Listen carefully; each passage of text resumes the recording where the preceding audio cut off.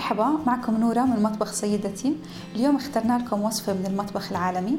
رح نعمل عجل ستراغونوف، رح نقدمه مع معكرونة الفوتوتشيني، ورح يتحضر بطريقة خفيفة وصحية.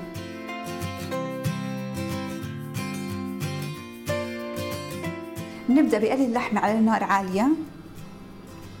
بنحط قطع اللحمة كاملة، بنرش عليها شوية بصل أخضر، بنرش عليها شوي فلفل أسود. رح نقلبها على الجهة الثانية. بنوطي الغاز على اللحمة، نتركها تستوي لدرجة متوسطة. بعد ما استوت اللحمة رح أنقلها على صحن وأغطيها لحتى تكمل استواها بالبخار. رح نبدأ بتقلاية البصلة. بنضيف عليه شوي من الصويا صوص.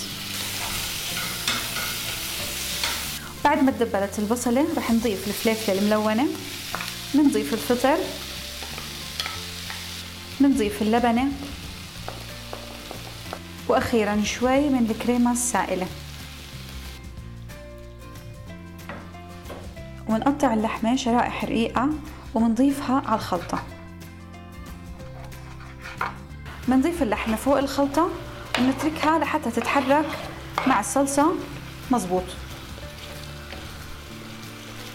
طريقة التقديم: بنحط طبقة من معكرونة الفوتوتشيني المسلوقة بصحن التقديم، وبنضيف فوقها خلطة العجل.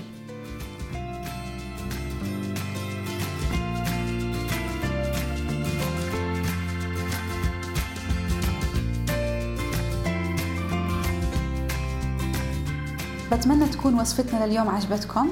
جربوها وشاركونا برأيكم على مواقع التواصل الاجتماعي. لتشاهدوا مزيد من الفيديوهات اشتركوا بقناة مطبخ سيدتي على اليوتيوب.